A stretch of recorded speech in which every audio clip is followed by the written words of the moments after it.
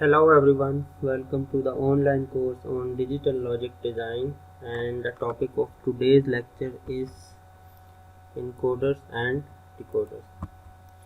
We have already studied a couple of examples of combinatorial circuits which include parity generator circuit, multiplexers and demultiplexer circuit. And there we saw that a multiplexer is basically a combinatorial circuit which has got capital N equal to 2 raised to power small n inputs, and it has got only one output. So the basic task of multiplexer is connect one of the input channel to the output channel depending upon the binary value of select line. So there are a number of log 2 of capital N select lines for multiplexer. Similarly, for demultiplexer the job is reverse. It has got only one input channel and it has got capital N is equal to 2 raised to power n output channel, and it connects the input channel to one of the output channels based on the value of select line. Again there are log 2 of capital N select line. Now encoder is a combinatorial circuit which converts one binary data format into another binary data format, and it typically has 2 raised to power n input data lines and n output data line. So it has got 2 raised to power n input lines and n output lines. There are no select lines in the encoder. Let's consider an example of 4x2 encoder where the inputs are 4, that is y0, y1, y2 and y3, and we have two outputs a0 and a1. And the basic task of encoder is that it produces a binary code at the output whose decimal equivalent is a number which is actually the index of the input bits, which is 1 at that time.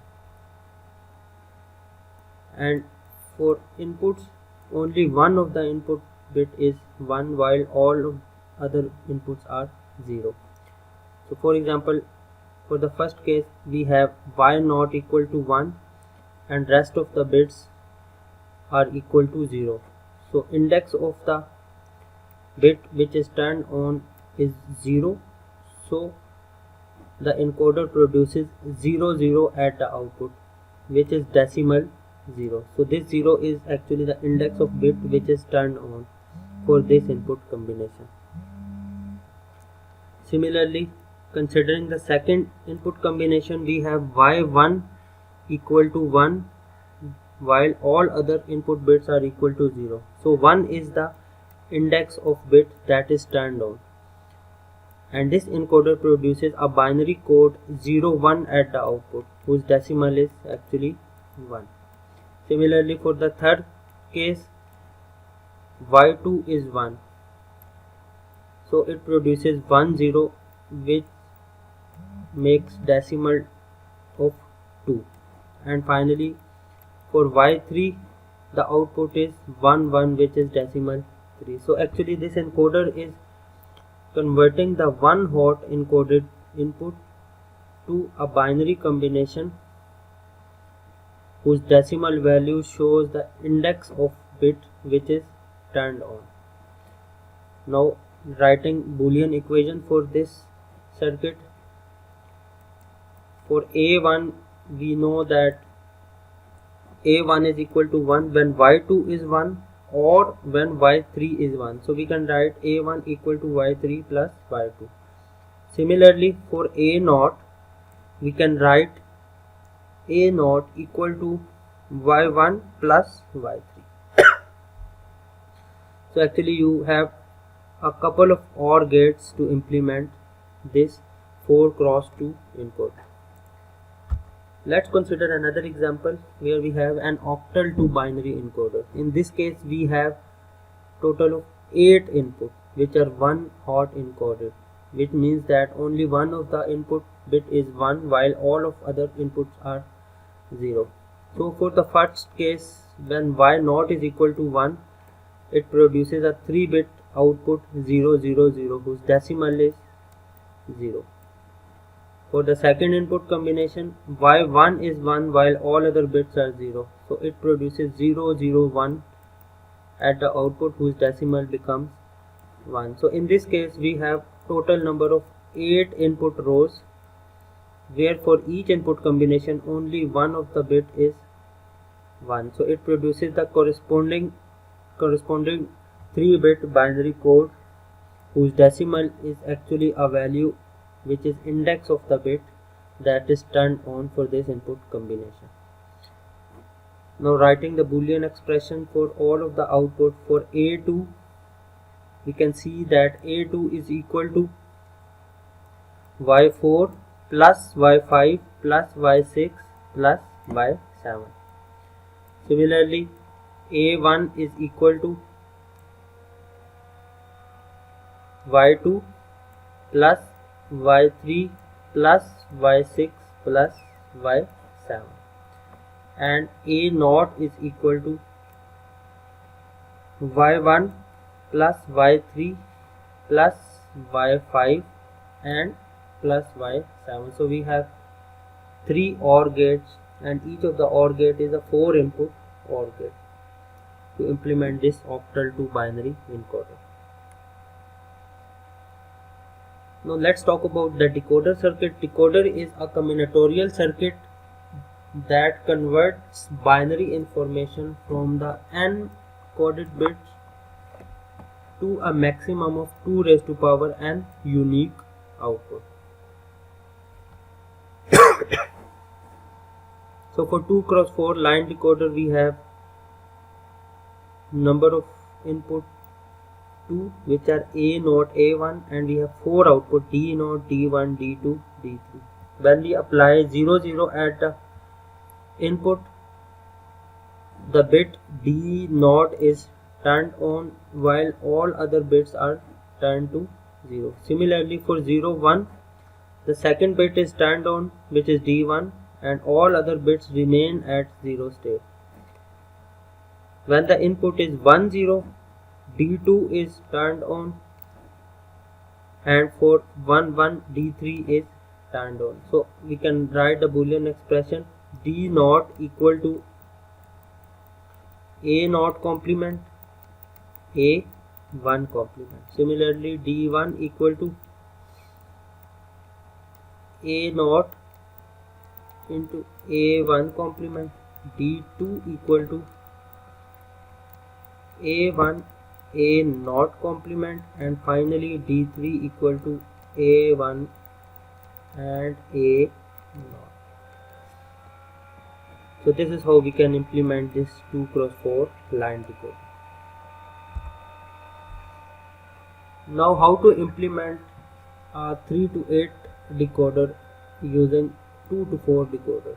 So we know that for 2 to 4 decoder it has got 2 inputs A0 A1 and 4 output Y0 to Y3, whereas for 3 to 8 decoder we have 3 inputs A0 A1 A2 and 8 output Y0 to Y7, and a systematic approach is used in which we can find the number of lower order decoders required to implement higher order decoder using the following formula, which is M2 by M1, where M1 is the number of outputs of lower order decoder, whereas M2 is the number of outputs of higher order decoder.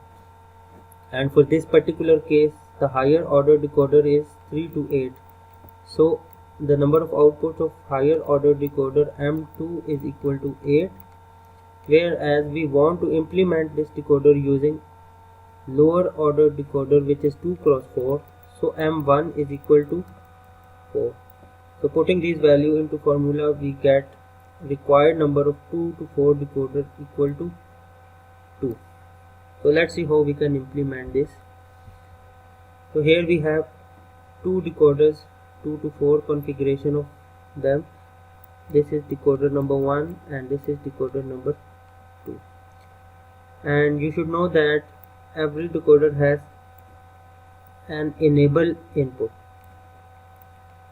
When this enable input is equal to 1, then this decoder is turned on. So when E is equal to 1, then depending upon the binary code applied at the input, one of the output is turned to 1 and all other remains 0. So when E is equal to 1, decoder is selected or enabled, and when E is equal to 0, the decoder is deselected. It means that all of its output remain at 0 independent of the binary value applied at the input. So using this configuration, we can select the input lines of each decoder by applying A0 A1, whereas the third input is used to enable or disable a particular decoder. So let's apply a binary code 000 over here. So 000 means E is 0, this E is 0 and this E is 1. It means this decoder is deselected and this is selected. And A0 A1 00 means here we have 00 over here.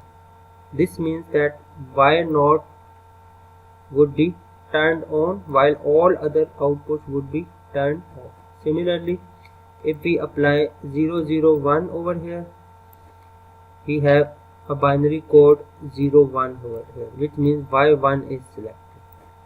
And if we go on applying 011 means we have 11 over here and this decoder is selected, so Y3 would be turned on while all other outputs would be turned off. Similarly, if we apply 100, now 100 means this E is equal to 1 and this is equal to 0. It means now this decoder has been deselected and this is selected. So this 00 code will be applied over here. 00 means Y4 is turned on. Similarly, 101 means 01 over here and Y5 would be turned on, and so on. In this way we can realize a higher order decoder using lower order decoder. So you can also try 4x16 decoder using 2x4 decoder. So in this case M2 is equal to 16 and M1 is equal to 4. So you actually require 4 2x4 decoders to implement 4x16 decoder. In this way you can try different configurations of decoders by yourself. So this concludes our video for decoder. We will see you in the next video for more examples on combinatorial circuits.